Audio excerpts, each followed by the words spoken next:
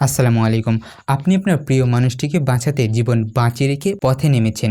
কিন্তু সেই পথই আপনার জন্য হয়ে গেল শেষ যাত্রা। খুলনার এক সকালে যা ঘটল তা শুধু এক দুর্ঘটনা নয়, বরং জীবনের নিষ্ঠুরতম বাস্তবতার নগ্ন চিত্র। ময়না এক ভালোবাসায় ভরা স্ত্রী, স্বামী অসুস্থ, পিঠে টিউমারের যন্ত্রণা। বহু আশা নিয়ে তারা রওনা দিয়েছিলেন খুলনার দিকে স্বামীর চিকিৎসা করাতে।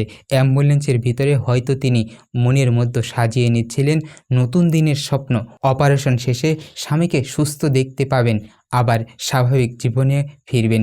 কিন্তু ভাগ্যের লেখা ছিল ভিন্ন, আর সেই লেখা কেউ বদলাতে পারেনি। সকাল 9:30টার দিকে ডুমুরিয়া উপজেলার নতুন রাস্তার কাছাকাছি পৌঁছালো। হঠাৎ অ্যাম্বুলেন্স চালক নিয়ন্ত্রণ হারিয়ে ফেলে। মুহূর্তের মধ্যে দ্রুতগামী সেই গাড়িটি খাদে পড়ে। বিকট শব্দ ভেঙে যায় নিস্তব্ধতা। 4জন যাত্রী, 3জন বেঁচে যান, কিন্তু ময়না সবার চোখের সামনে নিথর হয়ে যান। এ যেন এক অদ্ভুত খেলা, যে স্বামীকে হাসপাতালে নিয়ে যাওয়া হচ্ছিল বাঁচানোর জন্য, তিনি বেঁচে ফেললেন, অথচ তার স্ত্রী, যিনি তাকে বাঁচাতে নিয়ে গিয়েছিলেন, সে আর নেই।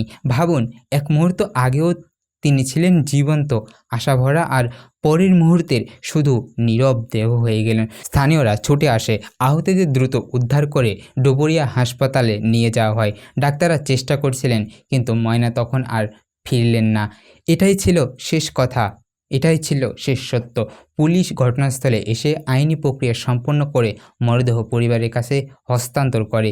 যদি আমরা একটু থেমে ভাবি, এই ঘটনা কী শেখায়, এই ঘটনা কী আছে? জীবন অবিশ্বাস্যভাবে অনিশ্চিত।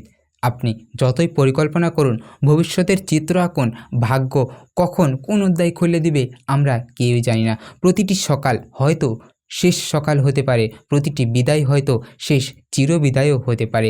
ময়নার মৃত্যু শুধু তার পরিবারের জন্য নয়, বরং আমাদের সবার জন্য এক কঠিন শিক্ষা। আরিফ মোল্লা সেই স্বামীর জন্য এত সব ঘটনা। আজ হয়তো হাসপাতালের বিছানায় শুয়ে আছেন। শরীরের যন্ত্রণা তার কাছে তুচ্ছ লাগছে, কারণ মনের যন্ত্রণা বহুগুণ বড়।